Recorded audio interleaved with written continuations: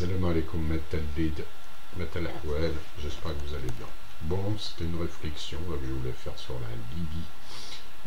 C'est pas mon analyse, puisque je suis ni analyste, ni expert, ni rien du tout. Tout le monde fait des vidéos pour dire je vais vous donner mon analyse. Il n'y a aucune analyse.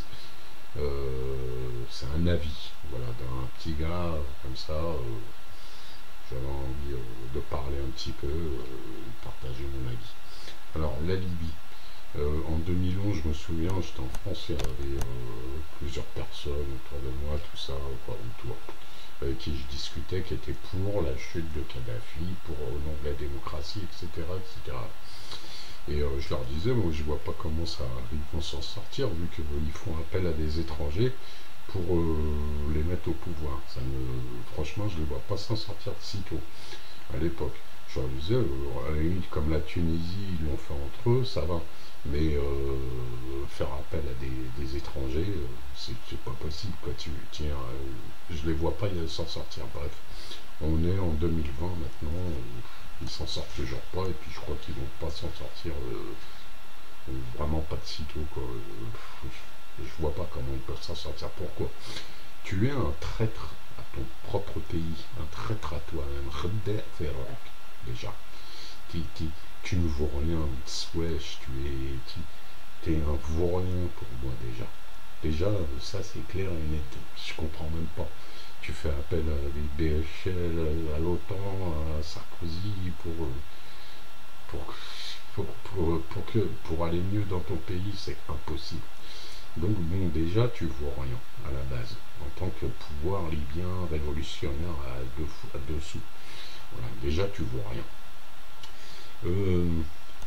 Donc, les Libyens, maintenant, alors après avoir détruit leur État, qu'est-ce qu'ils font? Donc ils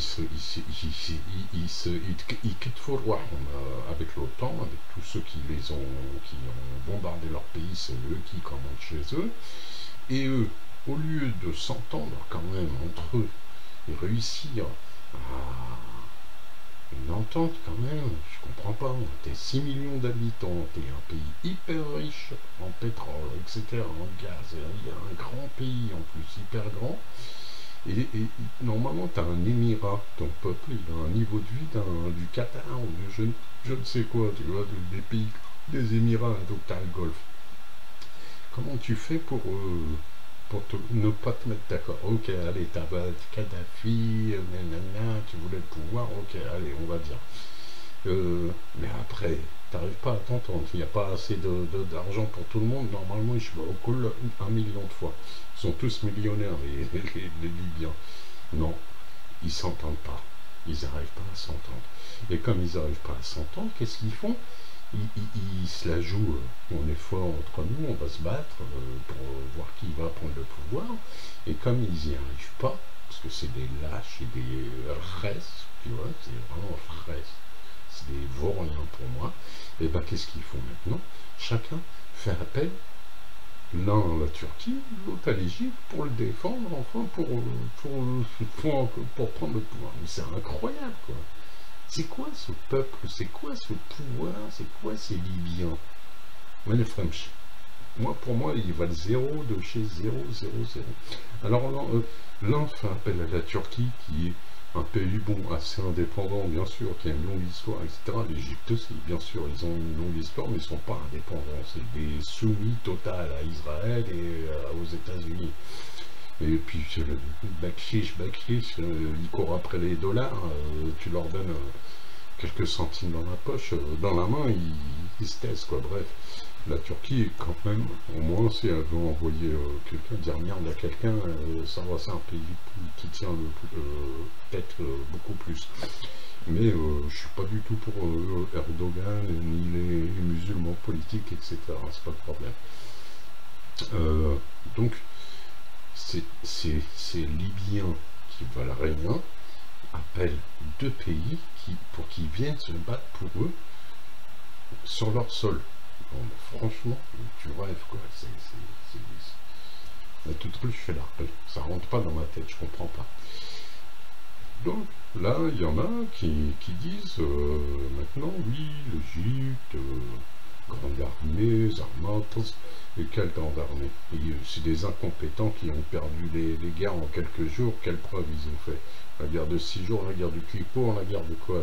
Ils n'ont rien fait, ils sont zéro, même avec une grande armée, 100 millions d'habitants, ils valent rien, ils n'ont jamais fait leur preuve.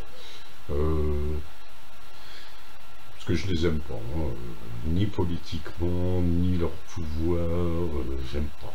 Bref, voilà. C'est pas les, quand je parle l'Égypte, tout ça, c'est pas les peuples, c'est les pouvoirs, on est bien d'accord. Parce que l'être humain, il a des biens partout, etc. On sait très bien. Mais donc ce pays, Zarma, qui est allié des États-Unis, avec la Turquie en face qui est allié des États-Unis, Zarma, vous croyez qu'ils vont venir se battre pour les Libyens, enfin pour le pétrole libyen, pour leurs intérêts, au nom de l'un, je suis contre les islamistes, donc c'est l'Égypte, la version officielle, et l'autre, je défends, je sais pas quoi, je défends mes intérêts pour la Turquie. Vous croyez que c'est ça? Moi, je ne crois pas du tout que c'est ça. Moi, je pense que c'est plutôt deux pays qui sont, ça c'est bien un fait, ils sont alliés des États-Unis et d'Israël, bien sûr, bien sûr. Donc, c'est plus un jeu qu'ils font pour la partition de la Libye. Je ne les vois pas se mettre en guerre l'un contre l'autre, puisque l'Égypte, c'est des lâches, pour moi, c'est des incompétents. La Turquie, peut-être ils peuvent tenir la route, mais militairement je parle, mais ils sont alliés des États-Unis et l'autre aussi est allié des États-Unis. Donc c'est pour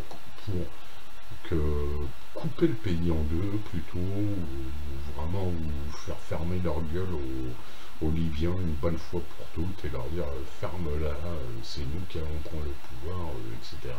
C'est les États-Unis et Israël. Israël a plus intérêt, c'est le chaos avec l'Algérie aussi qui est en ligne de mire derrière, tu vois, continuer le chaos du monde musulman, quoi, hein, voilà. Donc il faut venir vers le Maghreb maintenant, et la Libye sera un bon point d'appui pour foutre le chaos réel, la guerre, c'est-à-dire partout dans la région jusqu'au Maghreb. Voilà, c'est ce que je voulais dire.